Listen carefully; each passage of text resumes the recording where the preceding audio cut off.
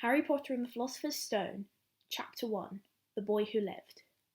Mr. and Mrs. Dursley of number 4 Privet Drive were proud to say that they were perfectly normal, thank you very much.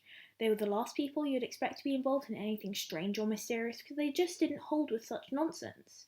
Mr. Dursley was the director of the firm called Grunnings, which made drills. He was a big, beefy man with hardly any neck, although he did have a very large moustache. Mrs. Dursley was thin and blonde and had nearly twice the usual amount of neck, which came in very useful as she spent so much of her time craning over garden fences spying on the neighbours.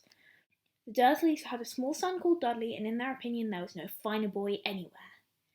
The Dursleys had everything they wanted, but they also had a secret, and their greatest fear was that someone would discover it. They didn't think they could bear it if anyone found out about the Potters. Mrs. Potter was Mrs. Dursley's sister, but they hadn't met for several years. In fact, Mrs. Dursley pretended she didn't have a sister because her sister and her good-for-nothing husband were as un-Dursley-ish as it was possible to be. The Dursleys shuddered to think what the neighbours would say if the Potters arrived in the street. The Dursleys knew that the Potters had a small son too, but they had never even seen him. This boy was another good reason for keeping the Potters away. They didn't want Dudley mixing with a child like that.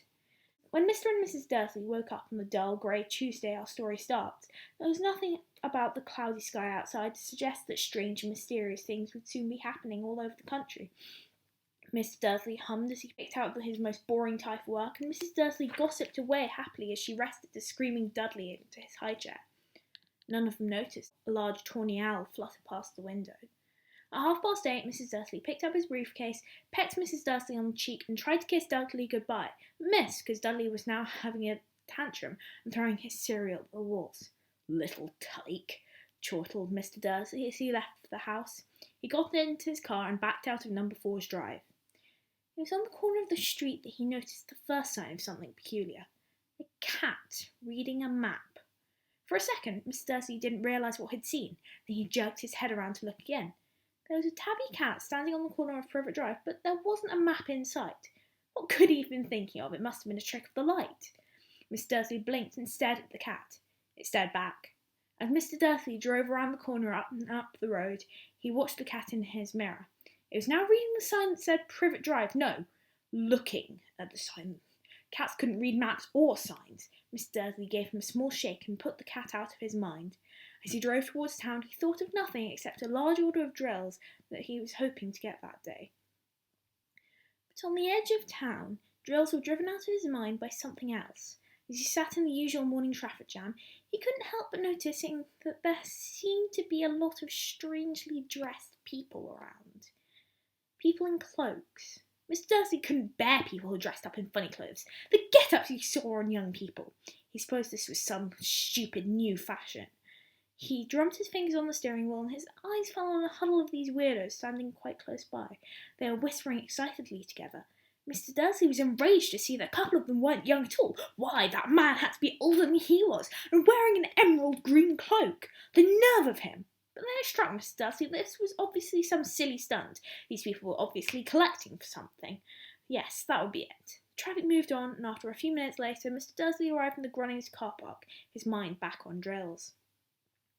Mr. Dursley always sat with his back to the window in his office on the ninth floor. If he hadn't, he might have found it hard to concentrate on drills that morning. He didn't see the owls swooping past in broad daylight, though people down the street did. They pointed and gazed open-mouthed as owl after owl sped overhead. Most of them had never seen an owl, even at night time. Mr. Dursley, however, had a perfectly normal owl-free morning. He yelled at 5 different people. He made several important phone calls and shouted a bit more. He was in a very good mood until lunchtime, when he thought he'd stretch his legs and walk across the road to buy himself a bun from the baker's opposite. He'd forgotten all about the people in cloaks until he passed a group of them next to the baker's. He eyed them angrily as he passed. He didn't know why, but they made him uneasy. This lot were whispering excitedly too, and he couldn't see a single collecting tin. He was on his way back past them, clutching a large doughnut in a bag, but he caught a few words of what they were saying. "The Potters, that's right, that's what I heard. Yes, their son Harry." Mr. Dursley stopped dead. Fear flooded him.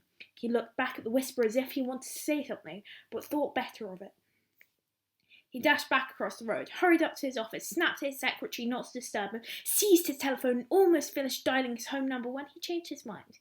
He put the receiver back down and stroked his moustache, thinking, no, he was being stupid, Potter wasn't such an unusual name. He was sure there were lots of people called Potter who had a son called Harry.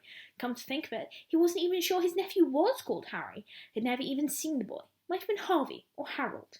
There was no point in worrying Mrs. Dursley. She always got so upset at any mention of her sister. He didn't blame her if he had had a sister like that. But all the same, those people in cloaks. He found it a lot harder to concentrate on drills that afternoon. And when he left the building at 5 o'clock, he was still so worried that he walked straight into someone just outside the door. "Sorry," he grunted as the tiny old man stumbled and almost fell. It was a few seconds before Mr. Dursley realised that the man was wearing a violet cloak. He didn't seem at all upset about almost being knocked to the ground. On the contrary, his face split into a wide smile and he said in a squeaky voice that made passers-by stare, "Don't be sorry, my dear sir, for nothing could upset me today. Rejoice, for you know who has gone at last. Even muggles like yourself should be celebrating this happy, happy day." And the old man hugged Miss Dursley around the middle and walked off. Miss Dursley stood rooted to the spot. He had been hugged by a complete stranger. He also thought that he had been called a muggle, whatever that was. He was rattled. He hurried to his car and set off home, hoping he was imagining things which he had never hoped before, because he didn't approve of imagination. As he pulled into the driveway of number 4, the first thing he saw, and it didn't improve his mood, was the tabby cat he had spotted that morning. He was now sitting on the garden wall. He was sure it was the same one, had the same markings around the eyes. "Shoo!" said Mr. Dursley loudly. The cat didn't move, just gave him a stern look. Was this normal cat behaviour, Mr. Dursley wondered? Trying to pull himself together, he let himself into the house. He was still determined not to mention anything to his wife. Mrs. Dursley had had a nice normal day. She told him over dinner all about Mrs. Nextdoor's problems with her daughter and how Dudley had now learned a new word. "Shut!" Mrs. Dursley tried to act normally. When Dudley had been put to bed, he went into the living room in time to catch the last report in the evening news. And finally, bird watchers everywhere have reported that the nation's owls have been behaving very unusually today. Although owls normally hunt at night and are hardly ever seen in daylight, there have been hundreds of sightings of these owls flying in every direction since sunrise. Experts are unable to explain why the owls have suddenly changed their sleeping pattern. The news reader allowed himself a grin. "Most mysterious. Now over to Jim McGuffin with the weather.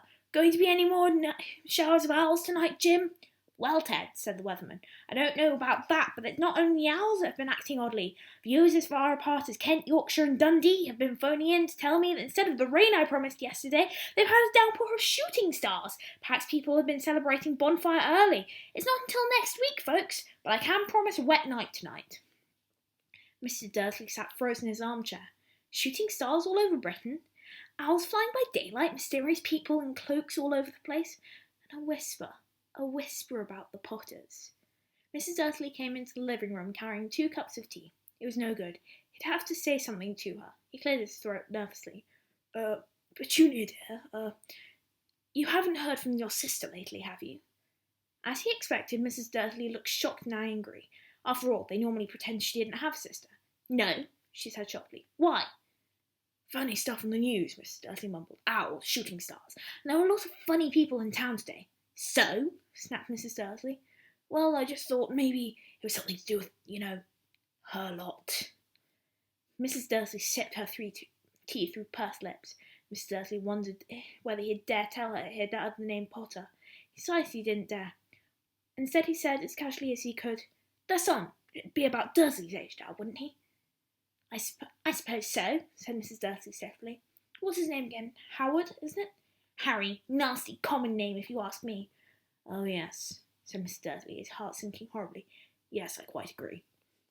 He didn't say another word on the subject, so they went upstairs to bed. While Mrs. Dursley was in the bathroom, Mrs. Dursley crept to the bedroom window and stared down into the front garden. The cat was still there. It was staring down Privet Drive as though it was waiting for something. Was he imagining things? Could all this have anything to do with the Potters? If it did, if it got out that they were related to a pair of, well, he didn't think he could bear it. Dursley got into bed. Mrs. Dursley fell asleep quickly. Mr. Dursley lay awake, turning it over in his mind. His last comforting thought before he fell asleep was that even if the Potters were involved, there was no reason for them to come near him and Mrs. Dursley. The Potters knew very well what he and Petunia thought about them and their kind. Couldn't see how he and Petunia could get mixed up in anything that might be going on. He yawned and turned over. couldn't affect them. How very wrong he was.